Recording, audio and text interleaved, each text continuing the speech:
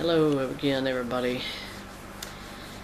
I have decided to do this video. It has to do with very young childhood experience I had regarding a hurricane that came through the southeastern United States. This is back in 1969, possibly 1970.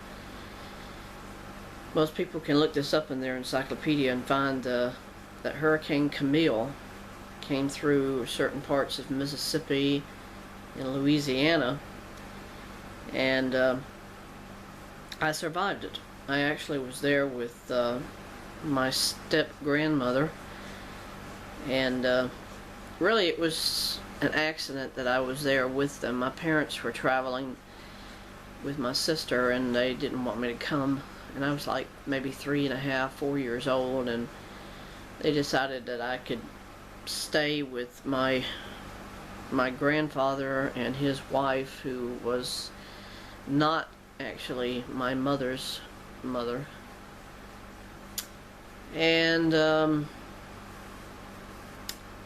can't remember exactly what time of year it was. It had to have been the early part, because I remember they still were using their old gas heaters that they had in their house.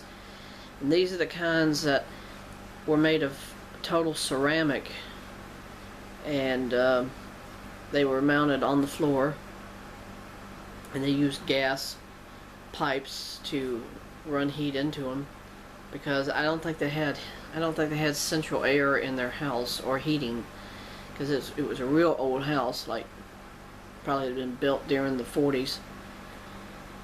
So let me try to recollect what I remember the night that Camille came through. All the television and radio stations were telling people to try to stay as far away from any outside openings, like a door, windows, whatever, and that the winds could blow out, your house's window glass. That was one reason. And this was 1969, 1970, so there were no early alerts. There were no warnings when the hurricane was right on top of us, because if we had satellite systems at that time, very few stations ever had access to them, so it was pretty much up to the weatherman of the community you're in to determine where is it based on their last reports, because they would send airplanes into it all the time to make barometer measurements. And so the night that it came through, this was in Laurel, Mississippi, and my stepmother had said, we started hearing all of this racket outside. The wind was real strong, and you literally could hear trees cracking out of the ground. And of course, it was raining quite bad too. And so first thing she thought to do was to say, let's get underneath the table in the kitchen, which is really, it was a pretty large kitchen, and large enough that you could have like a table for 7 or 8 people. And so we crawled under there, and we put the chairs, as far as I can remember, we put the chairs around the edges of the bottom of the table, so that if anything starts flying in, maybe they might block some of the debris. So I'm about 3.5, 4 years old, and I'm hearing all of this wind and cracking, and eventually the electricity went out, so that kind of got spooky, because we're talking 8 or 9 o'clock in the evening, and neither one of us knew how long would the storm last before it finally would die down and we could try to go to bed. So we're down underneath the table, and my only recollection at that age is that I'm there, and I'm I'm somewhat terrified of what might happen. Will any of these trees come down on the house? And I'm sure my step-grandmother was thinking that very same thing, what's going to be next. Because this home was about a two-story house. As far as I can remember, it was 2 stories, very well constructed. It was mainly made out of brick. And so when the power went out, we just sort of like figured we didn't have a portable radio with us, like, with batteries. I don't remember her ever having one, so it was pretty much up to the next door neighbors to come by or to check on us after the storm had passed to see whether anybody was hurt. And it was hours. I remember it was just hours of sitting there under the table hearing all this going on. And eventually it did move on inland.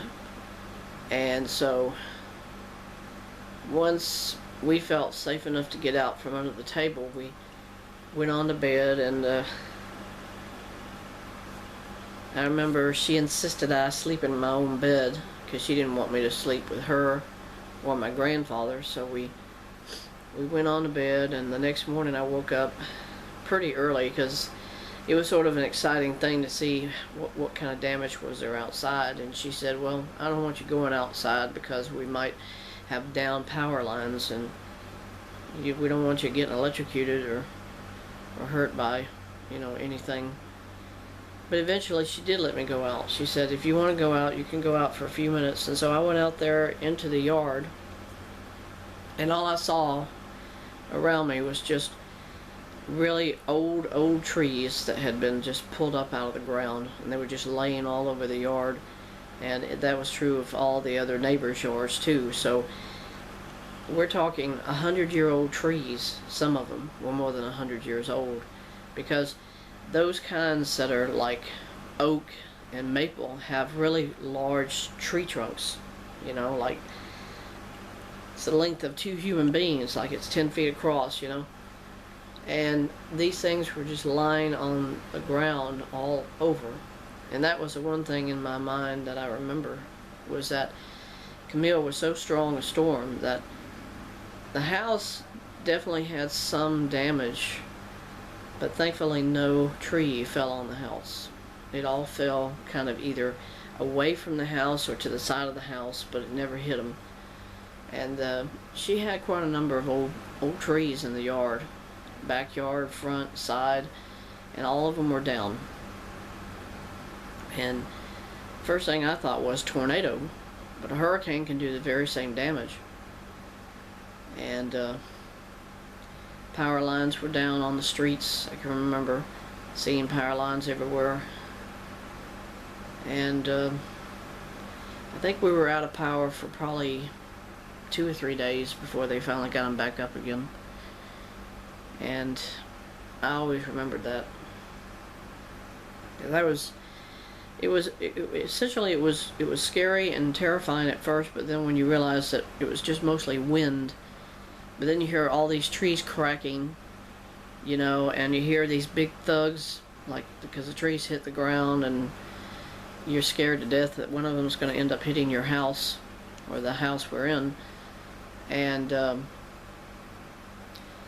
I just don't remember seeing much lightning. I know that there was just heavy gale winds blowing up against the house, and just the fact that when the power went out, you thought, oh boy, this is it, because now the lights are out. But I don't remember her turning off anything as far as the gas lines. That would be probably the first thing damaged, would probably be the lines to the gas and electricity and the telephone. But I don't remember she doing anything, to protect the house from gas leaks. I don't remember her doing that. But Camille was the only hurricane I can say I lived through it, because I never slept up until after the storm had gone past that area of Laurel, Mississippi. And she lived off of 13th Avenue in Laurel, which is a very, very old section of the city. And you know, it was just kind of surreal to come outside the house after that last evening and to see all these really heavy old trees uprooted and just laying on the ground everywhere. You know, that's my impression, seeing all those trees down. So that's my experience of Camille, and it's just a footnote before this video is over. When my parents finally got back to pick me up after the hurricane had passed, because I think they ended their trip when they found out that the hurricane had come across Laurel, I was so terrified subconsciously that I held on to my mother the whole time when we left the house. I was so scared, you know, I guess I figured maybe it was going to start up again, or maybe we'd have another storm. But I was scared I was traumatized, I'll say that, for, you know, a few days.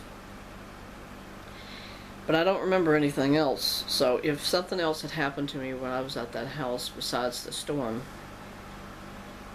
my mind's blank, so I don't remember. I don't say that my grandparents were, you know, I mean, they were, a lot of times they were kind of mean to me, but I always felt this is just hatred they feel towards me because of the fact my mother married my father, who they didn't like either. So it's like maybe they're just taking out their hatred on me sometimes. But we did get along with each other. I mean, my mother and my father, they liked them, but a lot of times you would go and you felt resentment towards how they looked at you because they didn't approve of the marriage in the first place, that sort of thing. So I don't think I was physically hurt by them. I just think a lot of times, you know, they intimidated you, or they shunned you whenever you wanted to show love towards them. They just didn't seem to show it back as much as, per se, what you would have ever thought they would. Because, I mean, these are your grandparents. And I remember I was taking a nap once with my grandfather in bed, and I wanted to hug him or cuddle up to him, and he wouldn't have anything to do with it. So he would just say, you know, sit here and sleep, you know, go to bed or go to sleep. And I was, you know, I would want to cuddle up to him so I could fall asleep, but he wouldn't do that. So, but other than that, I think those are the only experiences I had where I was there. And I mean, the step-grandmother made me feel at home. I mean, she did try to give me things to eat that I liked, or you just really had nobody to play with because I was that young and there were no neighbors next door who were anywhere near that age. And they had two children who lived with them who were like step-brother and step-sister to my mother, but they were much younger. You know, like my mother's in her 20s at that time, and I think they were kind of like maybe my sister's age, a little older, like maybe 9, 10, or 11, 12 years old. So how could I relate to them? Because I'm not their age at that time. But never heard any civil defense air raid sirens going off when the storm moved in, because I think they still had them in that area of Laurel, Mississippi. So if there were some emergency, I believe they would activate them so you would know that there was some emergency weather situation happening, and I never heard them. So maybe, like I say, they didn't have advance warning of the hurricane's position when it came on shore, and by the time it got into Laurel, Mississippi, it had been undetermined where it was or how soon it would have reached that area. So it's like all of a sudden, bam, all this wind starts coming up and all this rain, and I don't remember any leaks in the roof, but who can say? I mean, it's been so long ago. But I always remember that, and I always will. But I am one survivor who can say I survived Camille, and that it's not an experience anybody would ever forget if you ever lived through a hurricane. I mean, a massive hurricane. Thank you.